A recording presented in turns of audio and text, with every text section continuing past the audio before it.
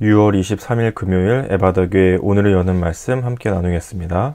사도신경으로 신앙고백 드리겠습니다. 나는 전능하신 아버지 하나님 천지의 창조주를 믿습니다. 나는 그의 유일하신 아들 우리 주 예수 그리스도를 믿습니다. 그는 성령으로 잉태되어 동정녀 마리아에게서 나시고 본디오 빌라도에게 고난을 받아 십자가에 못 박혀 죽으시고 장사된 지 사흘 만에 죽은 자 가운데서 다시 살아나셨으며 하늘에 오르시어 전능하신 아버지 하나님 우편에 앉아 계시다가 거기로부터 살아있는 자와 죽은 자를 심판하러 오십니다. 나는 성령을 믿으며 거룩한 공교회와 성도의 교제와 죄를 용서받는 것과 몸의 부활과 영생을 믿습니다. 아멘. 오늘 함께 보실 말씀은 빌립보서 4장 10절부터 20절까지 말씀입니다. 빌립보서 4장 10절부터 20절까지 말씀을 같이 읽겠습니다. 내가 주 안에서 크게 기뻐함은 너희가 나를 생각하던 것이 이제 다시 싹이 남이니 너희가 또한 이를 위하여 생각은 하였으나 기회가 없었느니라. 내가 궁핍함으로 말하는 것이 아니니라. 어떠한 형편에든지 나는 자족하기를 배웠노니 나는 비천에 처할 줄도 알고 풍부에 처할 줄도 알아. 모든 일 곧 배부름과 배고픔과 풍부와 궁핍에도 처할 줄 아는 일체의 비결을 배웠노라. 내게 능력 주시는 자 안에서 내가 모든 것을 할 수 있느니라. 그러나 너희가 내 괴로움에 함께 참여하였으니 잘하였도다. 빌립보 사람들아 너희도 알거니와 복음의 시초에 내가 마게도냐를 떠날 때에 주고받은 내 일에 참여한 교회가 너희 외에 아무도 없었느니라. 데살로니가에 있을 때에도 너희가 한 번뿐 아니라 두 번이나 나의 쓸 것을 보내었도다. 내가 선물을 구함이 아니요 오직 너희에게 유익하도록 풍성한 열매를 구함이라. 내게는 모든 것이 있고 또 풍부한지라. 에바브로디도 편에 너희가 준 것을 받음으로 내가 풍족하니 이는 받으실 만한 향기로운 제물이요 하나님을 기쁘시게 한 것이라. 나의 하나님이 그리스도 예수 안에서 영광 가운데 그 풍성한 대로 너희에게 모든 쓸 것을 채우시리라. 하나님 곧 우리 아버지께 세세에 무궁하도록 영광을 돌릴지어다. 아멘. 아멘. 빌립보 교회는 바울이 선교 활동을 할 수 있도록 물심양면 많은 도움을 주었던 교회입니다. 바울은 빌립보서 안에서 그 내용에 대해서 여러 번 감사하다, 고맙다, 이렇게 칭찬하는 내용들을 담아내고 있는데 오늘 말씀은 그것을 통하여서 본인이 배우게 된 그리스도인으로서의 자족함이 무엇인지에 대해서 설명해 주고 있습니다. 먼저 오늘 말씀을 통해서 그리스도인의 자족함에 대해서 알아볼 수 있는 첫 번째는 그리스도인의 이 자족함, 스스로 만족하다, 스스로 부족하지 않다, 스스로 족하다 이런 마음을 느끼는 것이 자족함이잖아요. 이 자족함에 생각해 볼 수 있는 첫 번째는 그리스도인의 자족함은 누군가의 베품에서 나온다는 것입니다. 누군가의 나눔, 누군가의 베품에서 그리스도인의 자족함이 생겨난다. 오늘 말씀을 보면 바울도 그렇게 했잖아요. 10절에 보시면 내가 주 안에서 크게 기뻐함은 너희가 나를 생각하던 것이 이제 다시 싹이 남이니 너희가 또한 이를 위하여 생각은 하였으나 기회가 없었느니라. 빌립보 교회는 아마 여러 번 계속해서 마음으로 우리가 바울을 도와야겠다는 마음이 있었던 것 같고, 그리고 기회가 왔을 때 그들은 주저하지 않고 그들이 할 수 있는 도움을 일종의 아마 선교위를 모아서 바울을 도왔던 것 같은데 그들이 할 수 있는 도움을 지금 바울에게 베풀고 있는 것이죠. 그리고 뒤에도 15절이나 16절에 보면 15절에 다른 교회도 참여하지 않았는데 빌립보 교회 너희만 참여했었다. 그리고 16절에 보니까 한 번도 아니고 두 번이나 나의 쓸 것을 보내어 줬었다 하면서 빌립보 교회가 바울에게 베풀어주고 있는 모습들에 대해서 바울은 설명하고 있습니다. 14절에 보니까 그러나 너희가 내 괴로움에 참게 참여하였으니 잘하였도다. 빌립보 교회가 바울을 향해 도왔던 것은 단순히 없으니까 도와주자, 불쌍한 마음에 도와주자, 뭔가 가난한 사람, 힘든 사람, 뭔가 좀 어려운 사람을 우리가 궁휼한 마음으로 돕자는 정도의 의미가 아니라 방금 읽었던 14절에서 얘기한 것처럼 그것은 하나님의 사역에 동참하는 일이었습니다. 바울이 선교하며 그의 필요를 채우기 위해 도와줬던 빌립보 교회의 도움은 그리고 베풀문, 나눔은 하나님의 사역에 동참하는 일이었던 거죠. 그래서 14절 뒷부분에 내 괴로움에 함께 참여하였으니 잘하였도다 이렇게 성경은 표현하고 있습니다. 이것이 하나님께서 일하시는 방법이시죠. 도움이 필요한 곳, 채움이 필요한 곳을 하나님께서는 나눔을 할 수 있고 또 베풀어 줄 수 있는 곳을 통해서 그곳에 나눠지게 하시고 필요가 채워지게 하시죠. 이것은 하나님께서 이 땅에 하나님의 사역을 일해 가시는 방법 중에 하나입니다.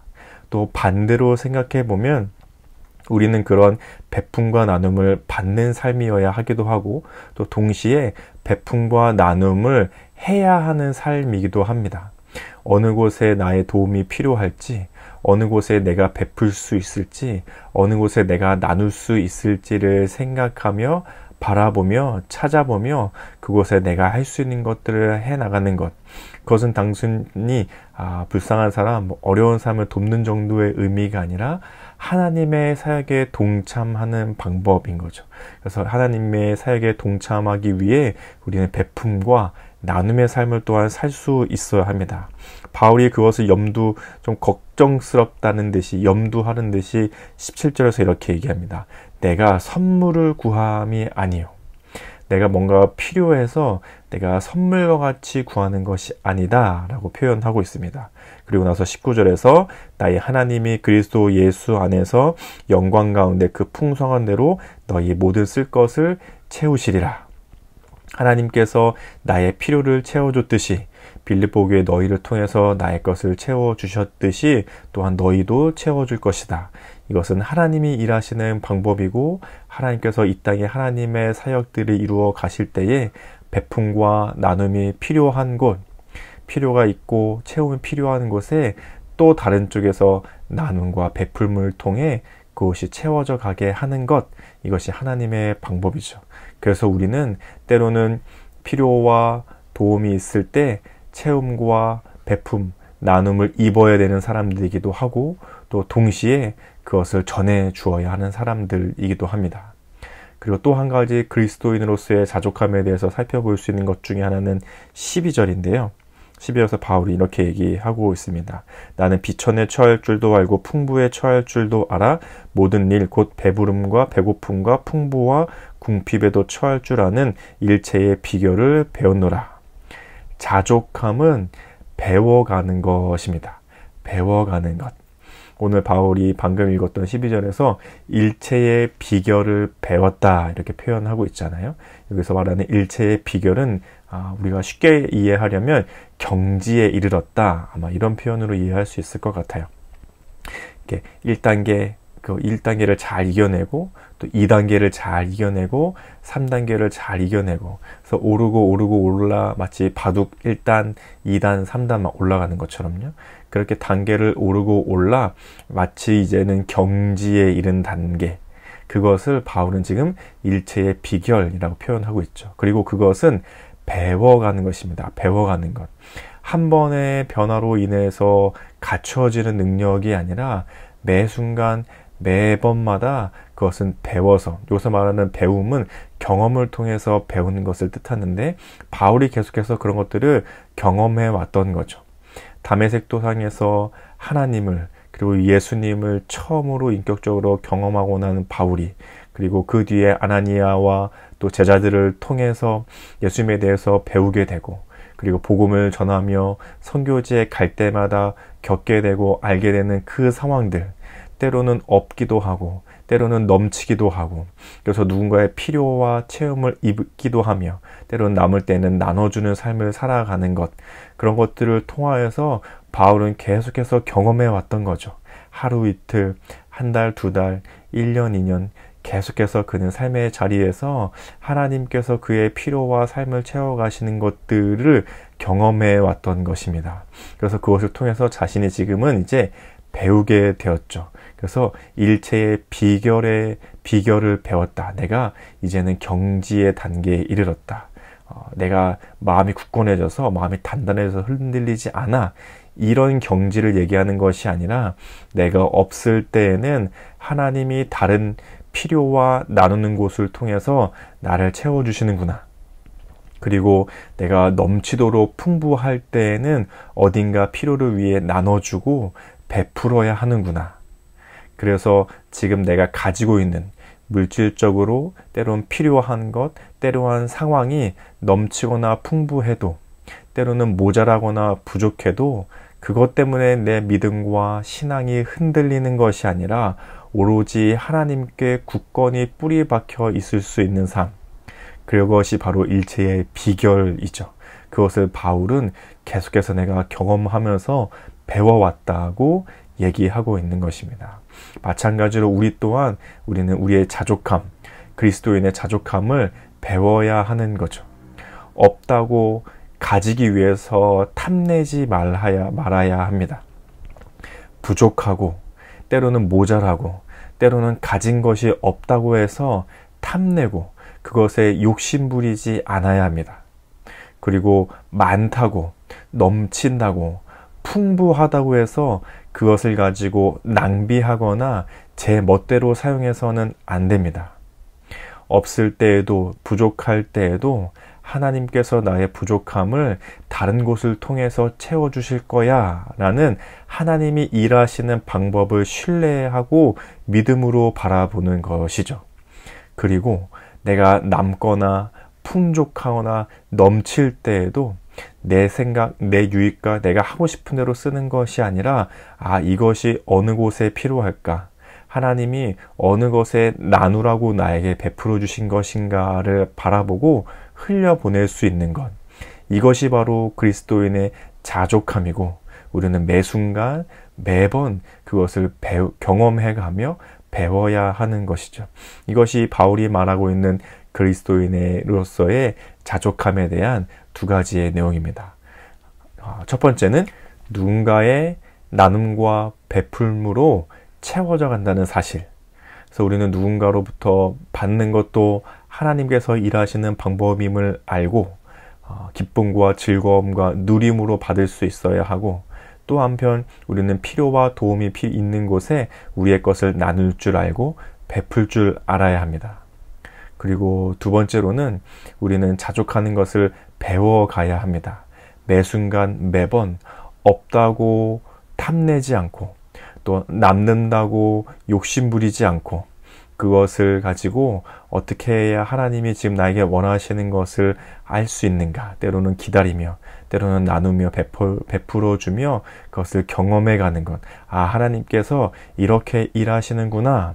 그래서 내가 이럴 때도 저럴 때도 흔들릴 필요 없이 하나님께서 일하신다는 것을 신뢰하고 믿음으로 굳건히 서 있어야 하는구나를 매번 매 순간 배워가며 경험하며 내가 점점 자라가는 것. 그것이 그리스도인으로서의 자족함인 거죠. 그리고 나서 바울은 13절에서 이렇게 이야기하고 있습니다. 우리가 잘 알고 있는 말씀이죠. 내게 능력 주시는 자 안에서 내가 모든 것을 할 수 있느니라. 내가 모든 것을 할 수 있기 위해서는 중요한 것은 내게 능력 주시는 자 안에 머무는 것입니다. 내가 모든 것을 할 수 있는 것, 있을 때에도 때로는 없을 때에도 흔들리지 않고 자족하는 마음으로 서 있을 수 있는 것은 내게 능력 주시는, 그렇게 서 있을 수 있도록 능력을 주시는 하나님 안에 서 있을 때 가능한 것이죠. 내가 뭔가 없을 때도 나는 잘 버틸 수 있어. 그것도 좋은 마음은 아닙니다. 내가 아는 것이 나에게 주어졌으니 내가 이제는 풍족하게 살아야지, 그것도 옳은 마음은 아닌 것이죠.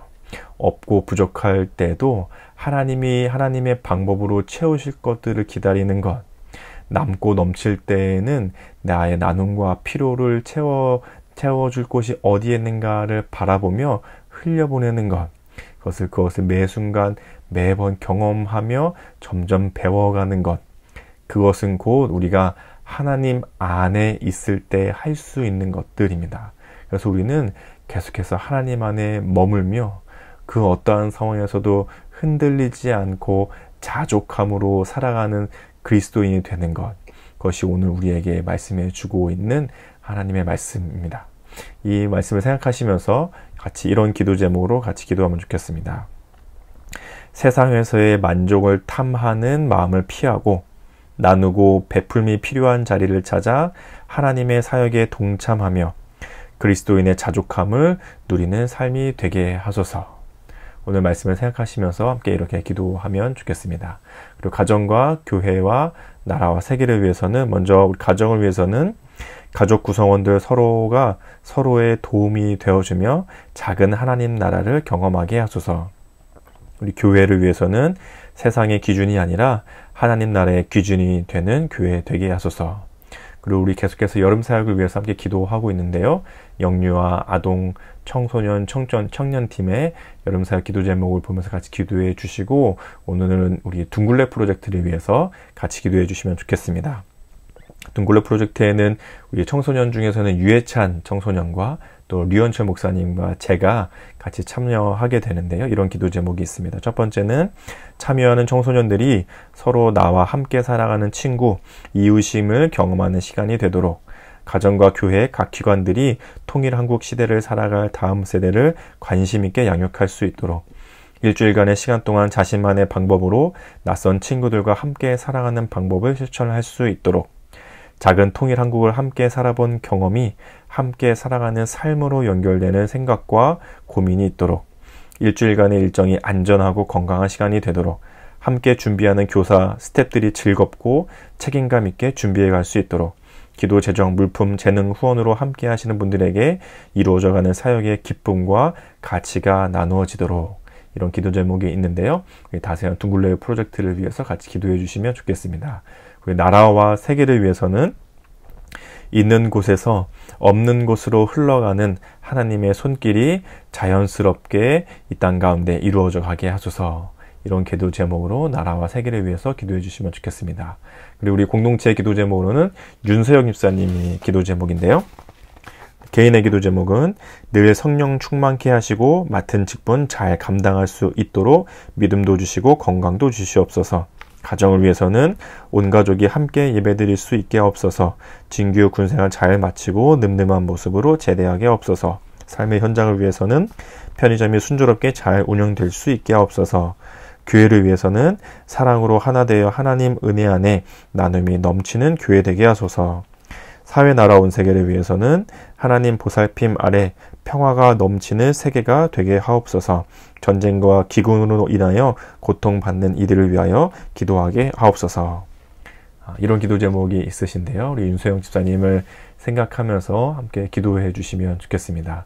또 우리 성도님들 서로서로의 기도 제목 알고 계신 것이 있으시다면 같이 기도해 주시고, 또 개인의 기도 제목으로 기도하신 후에 주기도문으로 시간을 마치도록 하겠습니다. 함께 기도하겠습니다.